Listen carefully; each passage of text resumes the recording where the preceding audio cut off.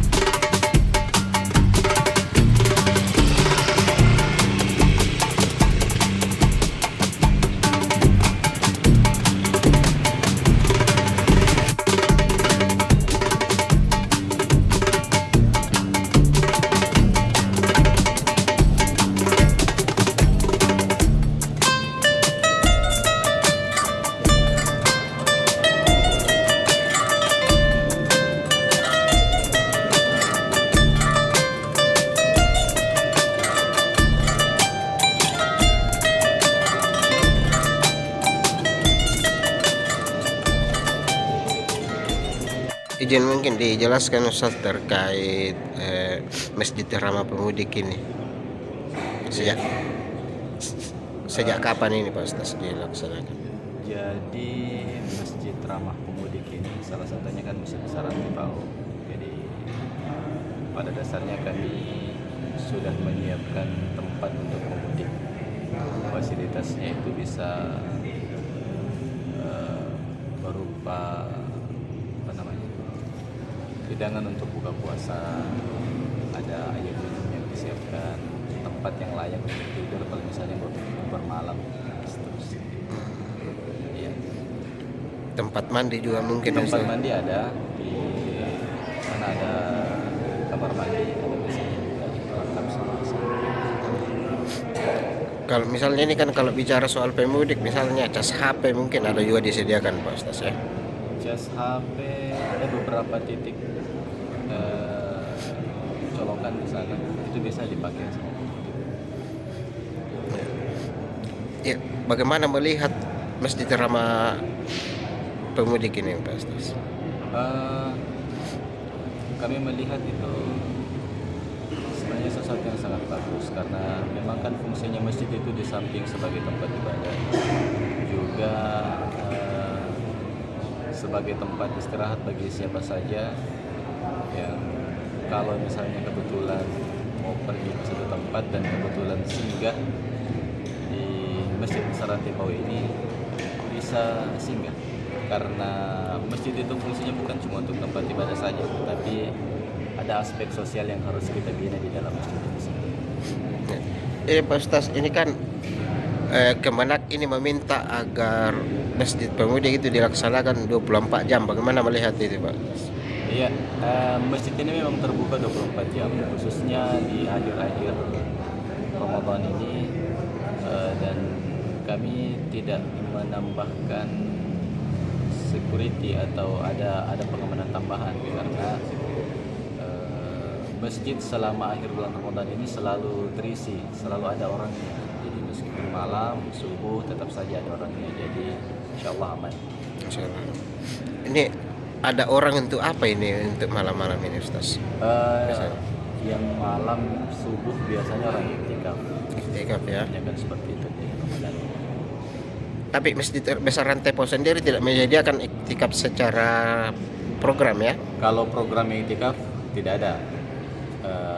Jamaah yang memfasilitasi dirinya sendiri untuk datang. Kami cukup memfasilitasi seperti air minum, ya, tempat yang layak untuk para peserta iktikaf di Masjid Besar Tepo. Ya. Terakhir harapannya mungkin Pak Ustaz bagi para pemudik ini yang ya, harapannya untuk khususnya untuk pengurus masjid, program ini tetap harus ada, mengingat fungsi masjid itu tidak sesempit yang biasanya orang-orang kira. Yang kedua untuk pemudik agar menggunakan layanan ini sebaik mungkin dan sewajar mungkin, dalam artian gunakan fasilitas dengan baik, kalau tinggal dirawat baik-baik, menggunakan fasilitas yang ada, ya digunakan seperti peruntukannya. Siap Ustaz. Kalau boleh tahu nama dan jabatannya Ustaz? Saya Muhammad Fadli Holong. Saya sendiri penjuru agama Islam di Kementerian Agama Kabupaten Praja Utara, sekaligus sebagai Imam 2 di Masjid Besar Tepo dan sebagai Ketua Panitia Amaliyah Ramadan tahun ini. Siap, makasih banyak Ustaz.